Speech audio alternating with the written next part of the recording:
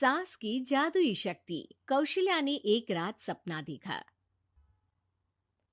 कौशल्या राजपूत, तुमने किए हैं जीवन में अच्छे अच्छे कर्म, इसलिए अब से जब तुम चाहो गायब हो सकती हो, जिसके लिए तुमको सिर्फ चुटकी बजानी होगी और चुटकी बजाते ही तुम गायब।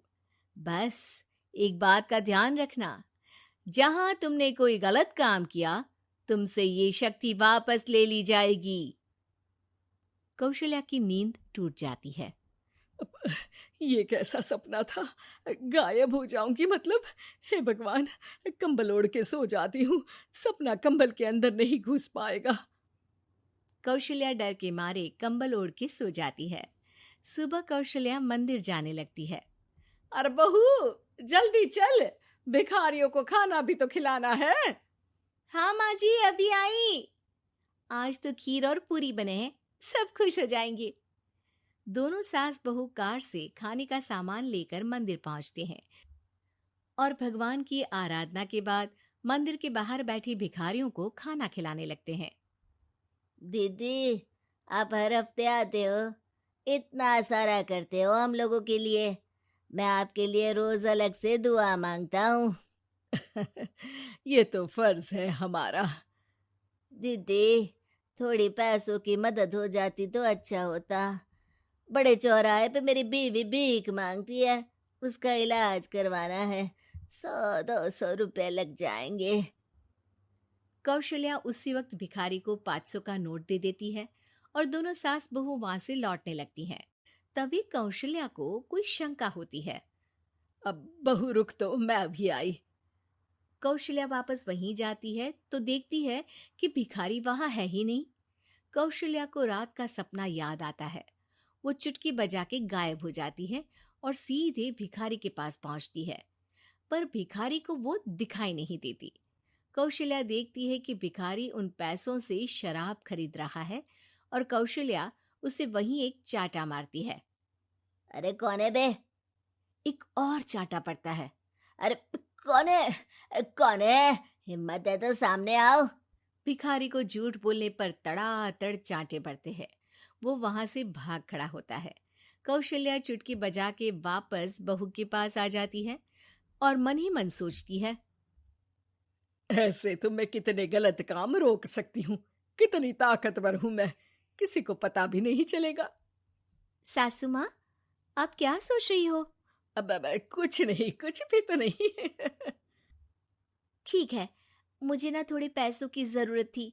मेरे कजिन भाई है ना, उनकी तबीयत थोड़ी इधर उधर हो रही है। वो तो खुद से नहीं कहेंगे कि पैसे दे दो, पर बहन होने के नाते मेरा तो फर्ज बनता है ना कि भाई की मदद करूं। अरे हाँ हाँ, ले जाना पैसे। पैसे इसीलिए तो कमाते हैं कि जरूरत में काम आ सके। घर पहुंच के कौशल्या अपनी बहू को 10,000 रुपए दे देती है। कब जाएगी तुम मायके? कल शाम की ट्रेन है।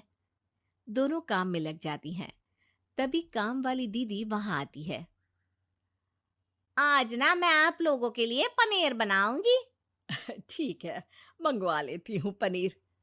पड़ोस की दुकान वाला पनीर दे जाता है और काम वाली बाई पनीर से रेसिपी बनाने लगती है। आज अपनी सुपर पावर काम वाली बाई पे ट्राई करती हूँ, देखूं तो सही किचन में करती क्या है ये। सास चुटकी बजा के गायब हो जाती है और किचन में पहुंचती है। बाई को खबर भी नहीं है कि कौशल्या भी किचन में ही है। आज तो मैं भी पनीर की सब्जी बनाऊंगी रात को अपने घर, और थोड़ा सा घी भी रख लेती हूँ। वैसे भी कौशल्या बुढ़िया खा खा के मोटी हो गई है। कौशल्या बाई की चोरी पकड़ लेती है और गुस्से में बाई की चोटी ऊपर उठा देती है। बाई को समझ भी नहीं आता कि उसकी चोटी खड़ी कैसे होगी। वो डर के मारे चीख पड़ती है। बहू भागते हुए किचन में आती है। अरे क्या हुआ? ये तुम्हारी चोटी खड़ी कैसे है? करंट लग गया है क्या? पता नहीं, शायद किचन में ना भूत है। बाई वहां से भाग खड़ी होती है और कौशल्या चुटकी बजा के अपने कमरे में टीवी देखने लगती है। बहू वहां जाती है। माँ जी, किचन में ना भूत है, बाई भाग गई। अरे भागने देना, भूत का तो पता नहीं, किचन में चोर जरूर था और वो थी अपनी काम वाली। अच्छा हुआ चली गई। बहू को कुछ समझ नहीं आया। उसने किचन में जो देखा उसके सदमे में जो थी वो अभी तक। अगले दिन बहू अपने मायके के लिए निकल जाती है। कहीं भिखारी और काम वाली की तरह बहू भी तो मुझे धोखा नहीं दे रही।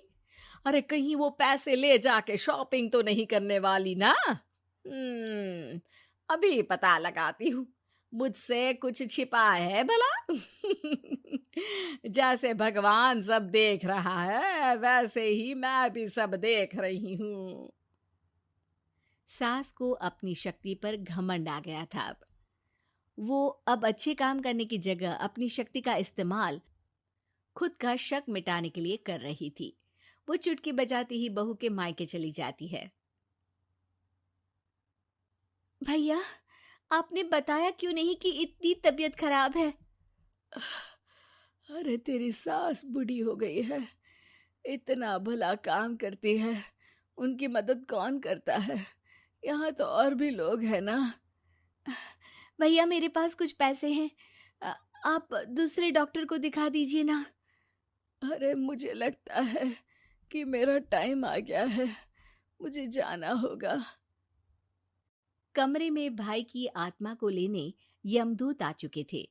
कौशल्या भले ही किसी को नहीं दिख रही थी, पर यमदूत ने उसे देख लिया। यही आत्मा है शायद, परछाई दिख रही है, पहले ही तैयार खड़ी है। अरे आप कौन हो?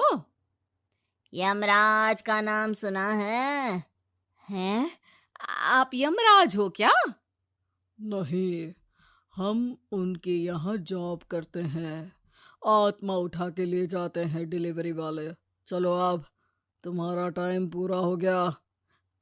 अरे आप शायद ना वो बिस्तर पर पड़े आदमी की आत्मा को लेने आए हो। मैं तो बस यहाँ देखने आई थी कि मेरी बहू कहीं मुझसे पैसे लेकर शॉपिंग करने तो नहीं चली गई ना। मतलब तुम्हारे पास शक्ति है गायब होने वाली? हाँ। तुम ऐसे तुच्छ काम में उपयोग कर रही हो ऐसी दिव्य शक्ति का। अब तो तुमको ही लेके जाऊंगा। अरे नहीं नहीं, कल मुझे किटी पार्टी में भी तो जाना है। अब नरक में ही करना किटी पार्टी। नहीं नहीं नहीं। 3 बार नहीं क्यों बोल रही हो? टीवी सीरियल चल रहा है क्या एकता कपूर का? अरे प्लीज मुझे जाने दो। आप तो उस बीमार आदमी की आत्मा को लेने आए थे ना। गलत डिलीवरी करोगे तो यमराज डांटेगा ना।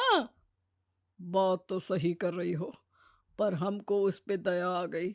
अभी उसकी उम्र ही क्या है, पर कुछ तो लेके जाना पड़ेगा ना। एक काम करो, अपनी शक्ति दे दो, गायब होने वाली। हैं? अरे क्यों? तुम पृथ्वीलोक का भ्रष्टाचार रोक सकती थी, चोरी रोक सकती थी, अरे कोरोना रोक सकती थी, पर तुमने अपनी बहू की जासूसी करना शुरू कर दिया। अरे लेकिन किंतु परंतु। यमदूत सास की शक्ति लेके वापस चले जाते हैं। कौशल्या की परछाई हवा से नीचे गिरती है और जमीन पे आते आते कौशल्या का शरीर सामने आ जाता है। अरे लग गई, कितने ऊपर से फेंका। माँ जी, आप यहाँ ऊपर से कैसे गिरी? अरे समधन जी, आप अचानक कमरे में। सब घबरा जाते हैं। सास बहू को सारी बात बता देती है। ये लो आपके 10,000 रुपये। आपको मुझ पे इतना भी भरोसा नहीं है? अरे बहन, मुझे दर्द नहीं हो रहा है, अब अचानक से सब अच्छा होने लगा है। अरे तो फिर बिस्तर से उठ जाओ और मुझे लेटने दो। गिरी हूं ऊपर से तो पूरा बदन दुख रहा है। भाई को तो यमदूत ठीक करके जाते हैं, पर कौशल्या देवी दर्द के मारे बिस्तर पर आ जाती हैं।